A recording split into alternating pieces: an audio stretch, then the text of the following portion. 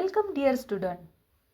आपण महाराष्ट्र बोर्डाच्या नवीन सिलेबसनुसार इयत्ता 6वीचं सायन्स विषयाचं पुस्तक सुरू करत आहोत. त्यामध्ये first chapter characteristics of living organism. This is our motto. 2 years ago when we brought him home, he was a small puppy. At that time, he could not even stand properly. He used to drink the milk we gave him and sleep for a very long time. म्हणजे हा एक मोती आहे. त्याला आम्ही 2 वर्षापूर्वी घरी आणले. त्यावेळेला तो खूप लहान होता. त्याला व्यवस्थित उभंही राहता येत नव्हतं.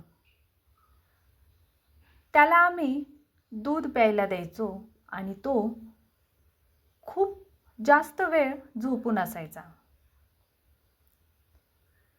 Now Moti has grown. If a ball is thrown far away, he runs to get it. He catches the ball in his mouth and brings it back. If a biscuit is tossed high up, he jumps and catches it in the air. When taken for a walk, he now pulls me along.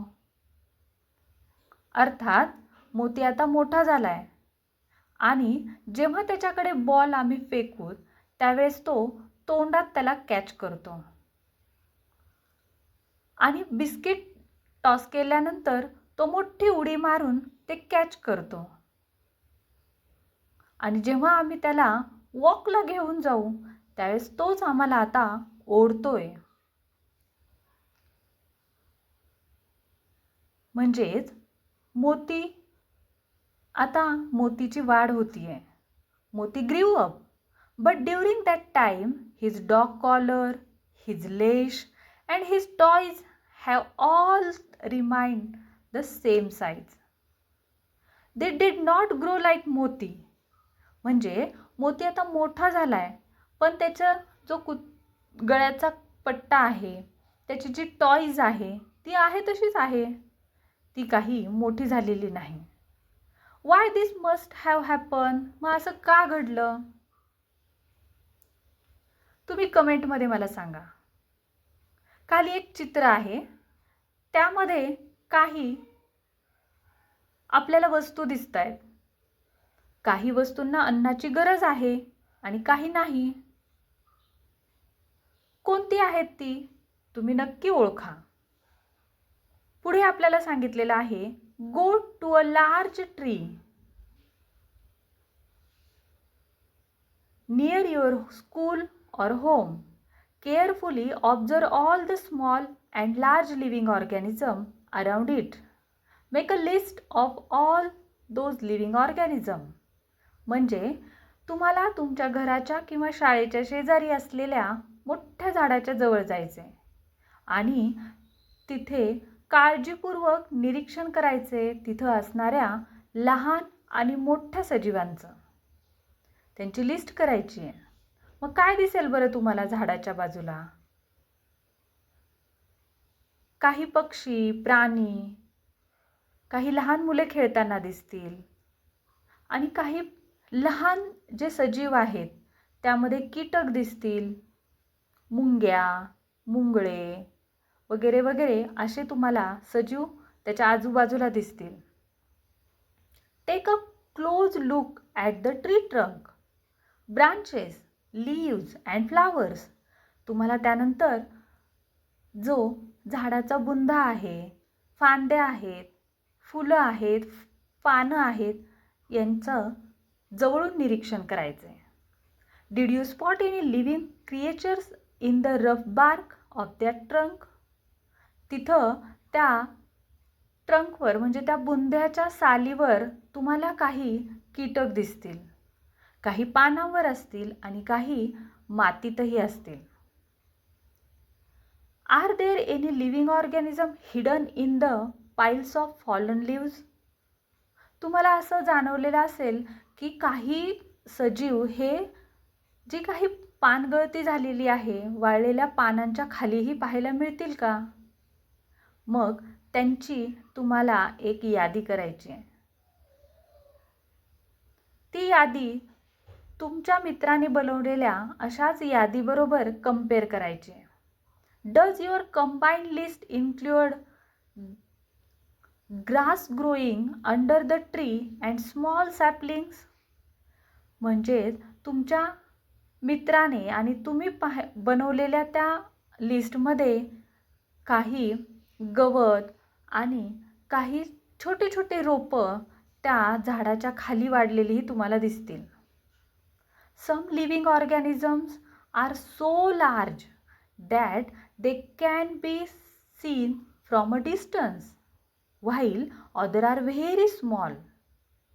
म्हणजेच काही सजीव एवढे मोठे असतात की ते आपल्याला दुरूनही दिसतात आणि काही अगदी जवळून सुद्धा आपण पाहू शकत नाही. Some are even microscopic, so tiny that they can not be seen with the naked eyes. म्हणजे काही सजीव हे खूप लहान असतात, त्यांना आपण आपल्या उघड्या डोळ्यांनी पाहू शकत नाही. Regardless their size, every living thing needs air, food and water. They gain energy from food, which allows them to grow.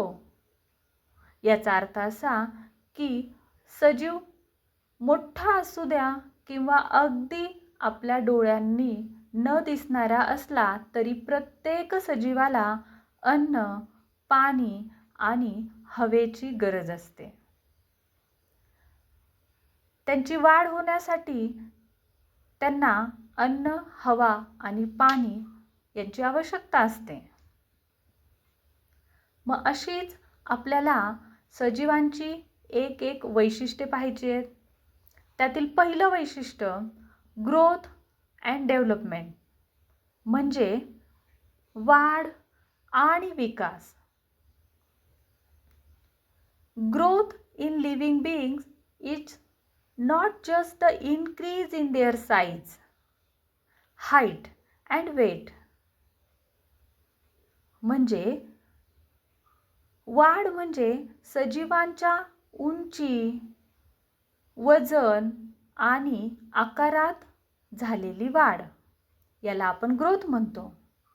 As a baby grows it also learns new skills such as crawling, standing and walking, jumping. म्हणजे जशी वाढ होते, लहान बाळाची वाढ झाल्यानंतर लहान बाळ प्रथम रांगायला शिकतं, नंतर उभं राहायला शिकतं, चालायलाही शिकतं आणि उड्या मारू लागतं. म्हणजेच त्याची वाढ झाल्यानंतर तो एक एक गोष्टी शिकायला लागतो. यालाच आपण विकास म्हणतो. डेव्हलपमेंट. मग development is the progress in an organism's body, intelligence, work capacity and skill. Development म्हणजे सजीवांमध्ये शारीरिक, बौद्धिक आणि कौशल्यांचा आणि कार्यक्षमतेचा झालेला विकास. Although all living beings grow, growth in animals occurs only specific period of their life. अर्थात प्रत्येक सजीवांची वाढ होते, पण ती वाढ काही विशिष्ट वयापर्यंत, काळापर्यंतच होते. Plant continue to grow as long as they are live. म्हणजे वनस्पती जोपर्यंत जिवंत आहेत तोपर्यंत वाढत जातात, परंतु प्राणी त्यांच्या मर्यादित कालावधीपर्यंतच त्यांची वाढ होते. We can observe growth in all the organs of the animals. म्हणजे जेव्हा प्राण्यांची वाढ होते त्यावेळेस त्याच्या प्रत्येक अवयवाचीही वाढ होते. Some parts of plants grow throughout its lifespan, such as girth of the tree trunk, the length of branches and length of roots. म्हणजे जसं प्राण्यांची वाढ विशिष्ट कालावधीपर्यंत होते, जसं मनुष्याचा कालावधी आहे 90 ते 100 वर्ष, परंतु वनस्पतींची वाढ ही त्याचा ट्री ट्रंक म्हणजे त्या झाडाचा बुंधा याच्यात वाढ होते, त्याच्या फांद्या वाढायला लागतात आणि जेवढं ते झाड जमिनीच्या वर वाढतं तेवढंच जमिनीच्या आतमध्ये त्याची मुळंही वाढायला लागतात. Growth of some organs of the plants occur for a limited periods. For example, increase in size of leaves. Find out the differences in the growth pattern of trees like peepal, banyan, bamboo, coconut, mango. म्हणजे प्रत्येक वनस्पतीची वाढ ही त्याच्या विशिष्ट पद्धतीनेच होत असते.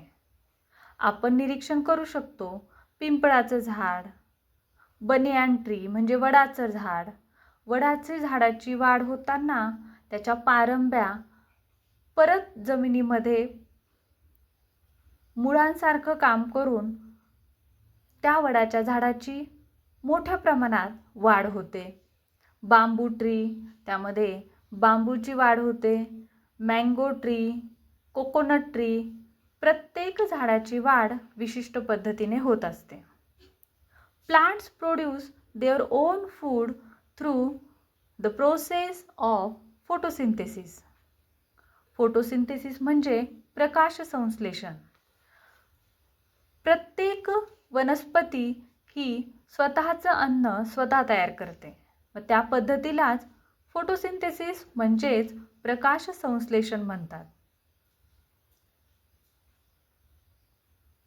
प्रकाश संश्लेषण म्हणजे काय तर प्लांट सूर्यप्रकाश, कार्बन डायऑक्साईड, मातीतून न्यूट्रिएंट आणि पाणी यांचा वापर करून पानांमध्ये असलेल्या क्लोरोफिलच्या मदतीनं स्वतःचं अन्न स्वतः तयार करतात.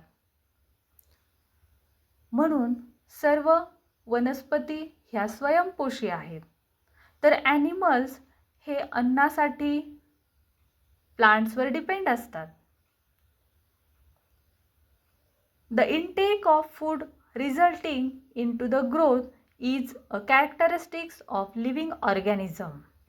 म्हणजेच जे सजीवांची वैशिष्ट्य आहे की सजीवांची वाढ होते ही त्यांच्या अन्न घेण्याच्या प्रक्रियेवर अवलंबून असते. पुढे तुम्हाला इथे व्हॉट विल हॅपन इफ असं विचारलंय. म्हणजे असं जर झालं तर काय होईल. There is a large beehive on a tree branch. Some childrens light a fire under that tree. म्हणजे एक झाडाच्या फांदीवर मोठं असं मधमाशांचं पोळं बसलंय आणि त्या झाडाखाली लहान मुले थोडंसं आग पेटवत आहेत. त्या झाडाखाली त्यांनी थोडीशी आग तयार केलेली आहे, विस्तव पेटवलेला आहे. मग काय होईल बरं. त्यावेळेस आपण पाहतो की जेव्हा मधमाशाचं पोळं लागलेलं असतं त्यावेळेस मधमाशांना पळवण्यासाठी तिथे थोडासा विस्तव करून त्याचा धूर करून त्या मधमाशांना पळवून लावतात आणि नंतर अलगद ते मधमाशांचं पोळं काढून घेतात. मग असं जर ह्या लहान मुलांनी खाली विस्तव केलेला असेल तर सर्व माशा उडून जातील. दुसरी एक घटना आहे. A hen and her chicks are picking grains. A cat or snake approaches them. एका ठिकाणी कोंबडी आणि त्यांची पिल्लं काय करतायत दाणे टिपतायत आणि तिथं एखादी मांजर किंवा साप आला तर काय होईल? त्यावेळेला ही हेन किंवा तिचे चिक्स तिथून निघून जातील. तिसरी घटना, water is poured on one side of a mound of dry soil. A live earthworm is then placed on the dry soil near the moist edge of the mound. म्हणजे एखाद्या मातीच्या ठिकाणी आपण काय केलं, जर पाणी ओतलं. A live earthworm is then placed on dry soil near the moist edge of mound. त्या ठिकाणी गांडूळ बाहेर येतील.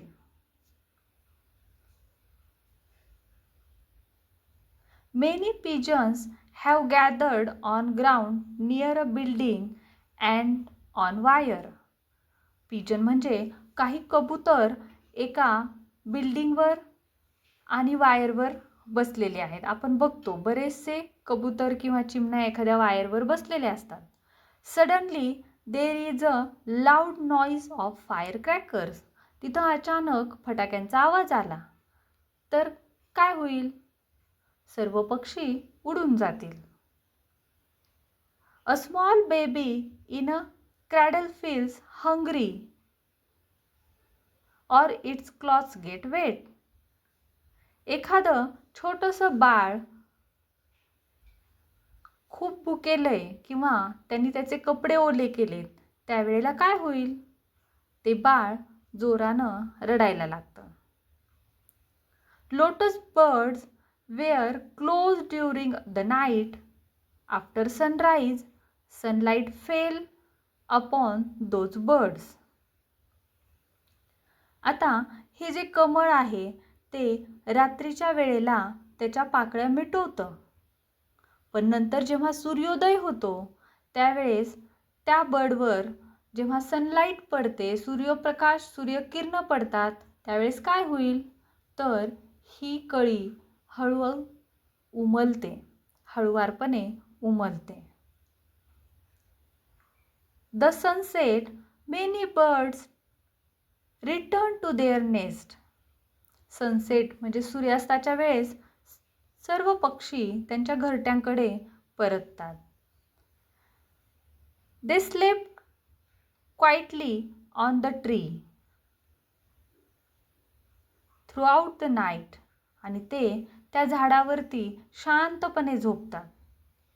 It is now down and a reddish glow is visible near the eastern horizon. आणि त्याच वेळेला जेव्हा घरट्याकडे पक्षी परतलेले असतात त्यावेळेस आकाशात थोडंसं लालसर केशरी असा कलर झालेला दिसतो, म्हणजेच सनसेट झालेला असतो. ह्या सर्व घटनांमधून आपल्याला काय कळालं की प्रत्येक ठिकाणी असणारे जे काही सजीव आहेत ते झालेल्या वेगवेगळ्या घटनांना प्रतिसाद देतात, म्हणजेच रिस्पॉन्स टू स्टिम्युलाय हे आपलं सेकंड कॅरेक्टरिस्टिक्स आहे. We often see how different animals behave in various situations. म्हणजे आपण पाहिलंय की वेगवेगळे ॲनिमल्स, वेगवेगळे प्राणी, पक्षी, सजीव हे वेगवेगळ्या सिच्युएशनला वेगवेगळ्या पद्धतीनं रिस्पॉन्स देतात किंवा बिहेव करतात, त्यांची वागण्याची पद्धत बदलते. Whether it is a tiny insect like a fly or a mosquito or a large animal, they all sense that they happening around them. म्हणजे छोटासा एखादा कीटक असू द्या किंवा मच्छर असू द्या किंवा एखादा मोठा प्राणी असू द्या, ते सर्वजण प्रत्येक सेन्सला, प्रत्येक संवेदनांना जे काही घडतं त्यांच्या आजूबाजूला त्यांना त्या जाणवतात. Earthworms move away from the sunlight and seek out damp soil. Earthworm म्हणजे जी गांडुळं असतात ती सूर्यप्रकाशामध्ये निघून जातात सूर्यप्रकाश पडल्यानंतर आणि दमट अशा ओलसर अशा मातीमध्ये जातात. Animals change their behavior when they sense danger. जेव्हा प्राण्यांना काही भयानक असे घटना घडतात त्यावेळेस त्यांची वागणूक त्यांचं जे बिहेवियर आहे ते बदलतं. The ability of living being to sense its surrounding is called stimulus, and the way it acts because of that sense is called reaction or response. म्हणजेच प्राणी आपल्या सभोवताली घडणाऱ्या घटनांना कोणत्या प्रकारे रिस्पॉन्स करतात किंवा त्यांच्या ज्या काही आजूबाजूला घटना घडतात त्यांना स्टिम्युलस म्हणतात आणि सजीव त्यांना कुठल्या पद्धतीने रिॲक्ट होतात किंवा रिस्पॉन्स देतात यालाच काय म्हणतात, रिॲक्शन किंवा रिस्पॉन्स. आपण पाहतो निवांत बसलेले काही प्राणी असतात, कुत्री असतात किंवा काही गाई म्हशी निवांत बसलेले असतात आणि अशा वेळेला अचानक जर मोठा आवाज आला किंवा एखादी जोरात गाडी आली किंवा जोराचं पाऊस आला तरीही ही जी मुकी प्राणी आहेत ती पटकन उठतात आणि स्वतःला प्रोटेक्ट करण्यासाठी एखादी जागा शोधतात. म्हणजेच ती जी घटना घडते त्याला सेन्स म्हणतात आणि त्या घटनेला प्राण्यांनी दिलेला जो प्रतिसाद आहे त्याला रिॲक्शन किंवा रिस्पॉन्स म्हणतात. Animals respond to different stimuli instantly. म्हणजेच अशा वेगवेगळ्या जे काही स्टिम्युलाई असतात त्यांना ही प्राणी अगदी तातडीनं रिस्पॉन्स देतात. Plants also respond to stimuli. जसं प्राणी देतात तसंच वनस्पतीही ह्या घटनांना रिस्पॉन्स देतात. वनस्पती कसं देतात ते आता आपण पाहू. Their roots grow in the direction of water in the ground. म्हणजे जी मुळं जमिनीच्या आतमध्ये वाढतात ती काय करतात तर पाण्याचा शोध घेतात. And their branches grow towards the sunlight. आणि जमिनीच्या वरती जो वनस्पतीचा भाग वाढतो तो सूर्यप्रकाशाच्या दिशेनं त्यांची वाढ होत असते. In such a way that leaves receive sufficient sunlight. आणि त्या पद्धतीनंच पानांना पुरेसा सूर्यप्रकाश मिळतो. Beside this they sense changes in weather, temperature and injury too. आणि ही जी पानं मुळं आहेत झाडांची ती आपल्या आजूबाजूला जे हवामान बदलतं, तापमानामध्ये बदल होतो किंवा काही घटना घडतात जसं की एखादं प्लांट कुणी एखादी फांदी तोडायचा प्रयत्न केला त्याला पण रिस्पॉन्स देतं. त्यानंतर त्या ठिकाणी त्याची वाढ लवकर होत नाही. हा त्या वनस्पतीनं त्या घटनेला दिलेला प्रतिसाद असतो. आता खाली तुम्हाला हे चित्र दिसते कशाचं आहे सांगा पाहू.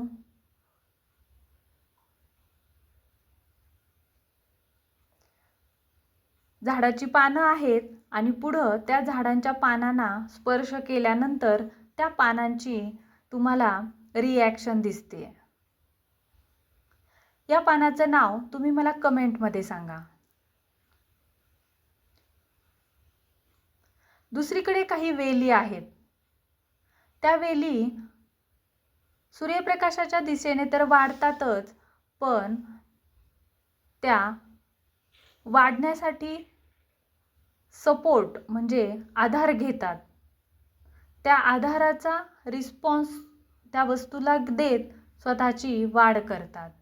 आणि इकडे एक मुलगी आहे जिला सूर्यप्रकाश तिच्या डोळ्यांवरती पडतो आहे, म्हणून तिने काय केले, डोळ्यासमोर हात धरलेला आहे.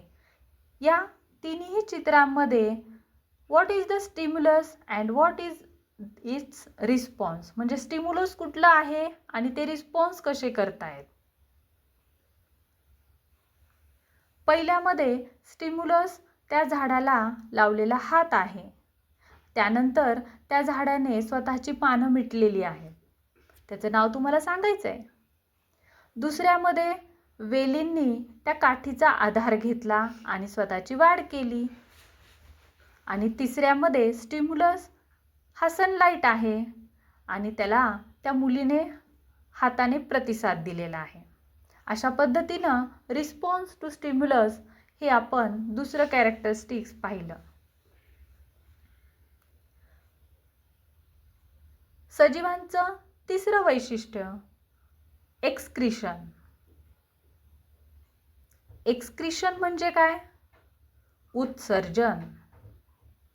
Many life processes occur inside the body of living organism.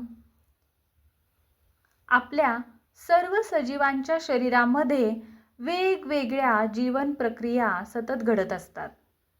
Some waste materials are produce due to this process. मग ह्या घटनांमधून, ह्या वेगवेगळ्या जीवन प्रक्रियेतून काही टाकाऊ पदार्थ आपलं शरीर तयार करतं. मग ते टाकाऊ पदार्थ शरीरात राहत नाहीत, त्यांना आपण बाहेर काढावं लागतं. मग ही जी बाहेर काढण्याची पद्धत आहे त्यालाच उत्सर्जन म्हणतात. Removal of such waste material from the body is called excretion. मग कुठल्या कुठल्या प्रकारे एक्सक्रीशन करतो आपण, जेव्हा ब्रीदिंग करतो त्यावेळेला ॲनिमल आपल्या ब्रीद आउटमधून, उश्वासामधून कार्बन डायऑक्साईड बाहेर सोडतो, तसेच काही वॉटर व्हेपर्सही बाहेर जातात.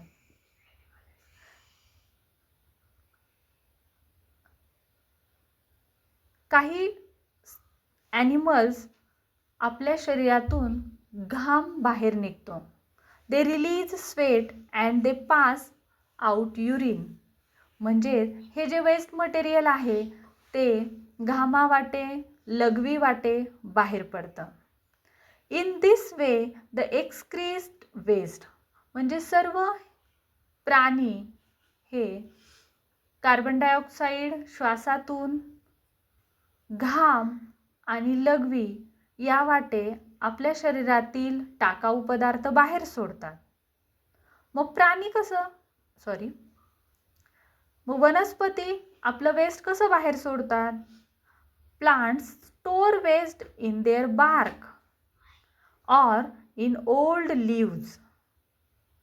बघा, आपण पाहिलेले जो झाडांची जी साल असते त्याच्यामध्ये हे वेस्ट स्टोर केलं जातं. तुम्ही पाहिलेलंच असेल, बऱ्याचशा झाडांच्या मधून असा चिकटसा स्त्राव बाहेर येतो आणि घट्ट होऊन बसतो. मग ते काय आहे,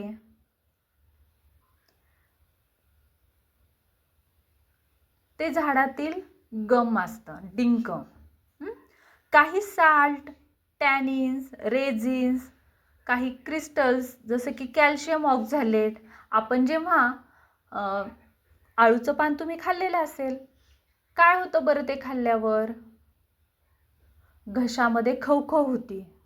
म्हणजे त्या आळूच्या पानांच्या शिरांमध्ये हे कॅल्शियम ऑक्झॅलेट नावाचं क्रिस्टल बाहेर पडत असतं आणि त्यामुळे आपला घसा खवखवतो.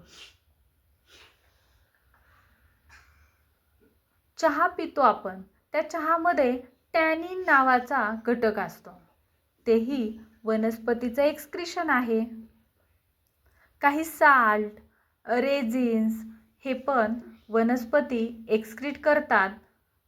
ते वनस्पतींचं वेस्ट आहे, परंतु काही पदार्थ आपण आपल्या हेल्थसाठी जसं की गम, रेझिन्स हे वापरतो.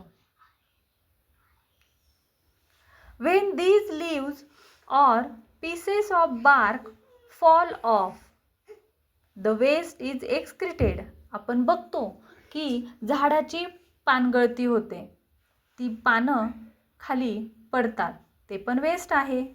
Some plants also release a sticky liquid from their stem due to some man-made or natural injury.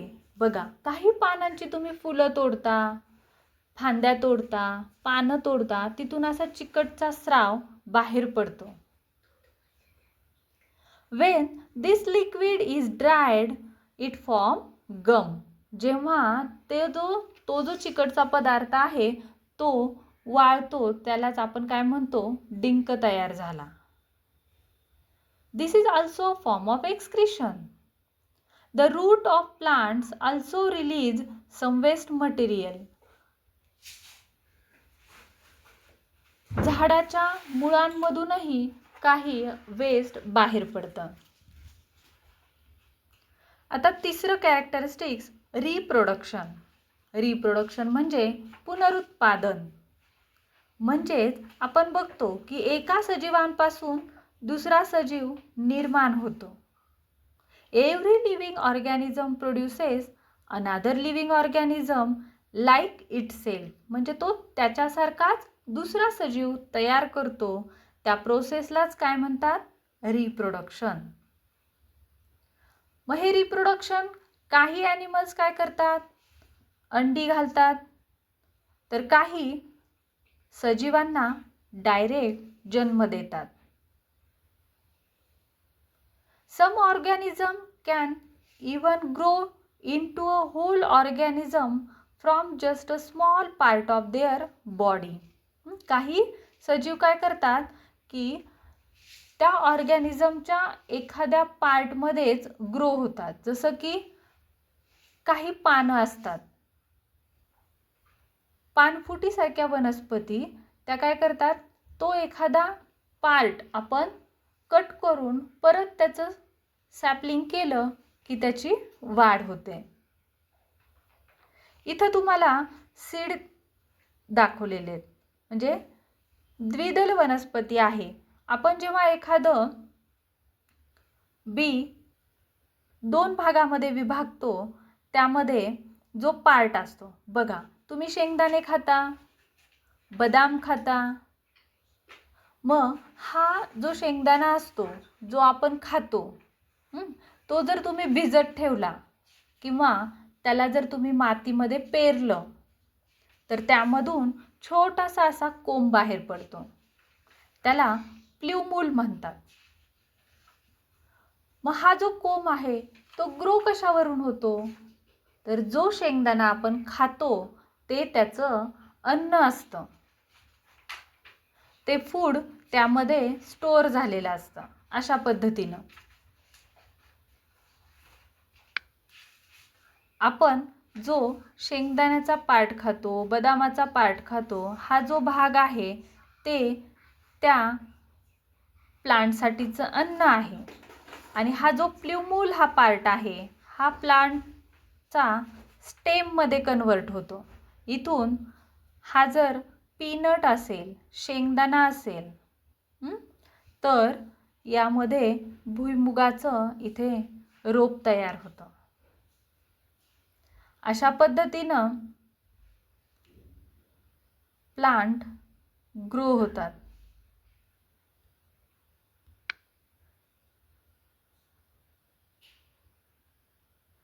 Most plant reproduce through seed. Inside the seed there is a seedling. Seed grows into small leaves and root. जेव्हा हे seed grow होतं त्यावेळेस हा प्ल्युमूलचा part grow होऊन याचं stem बनतं आणि इथून आणखी रॅडिकलचा पार्ट खाली ग्रो होऊन त्याची रूट बनतात. When a seed is planted it grows into a new plant. This process is called germination. Germination म्हणजे काय?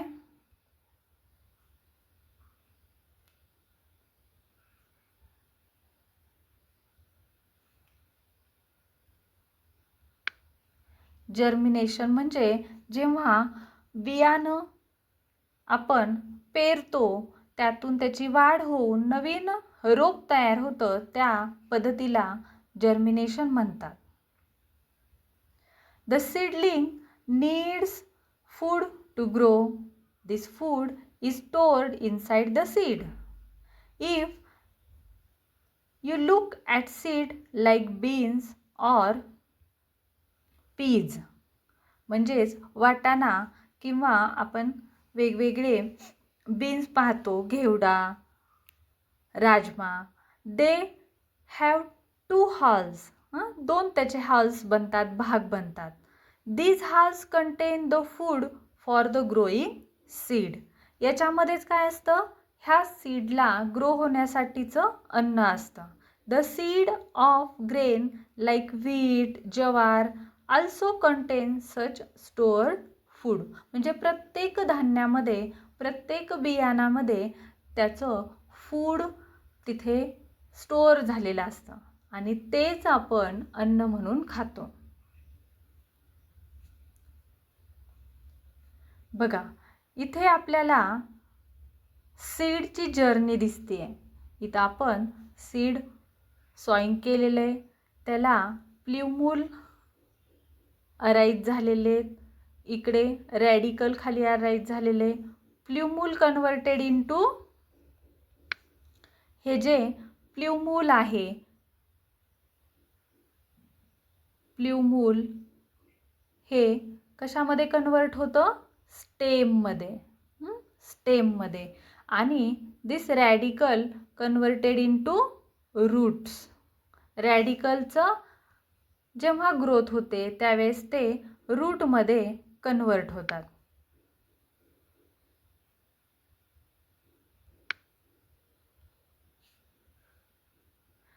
Sprouting and germination are the beginning stages of plant's growth.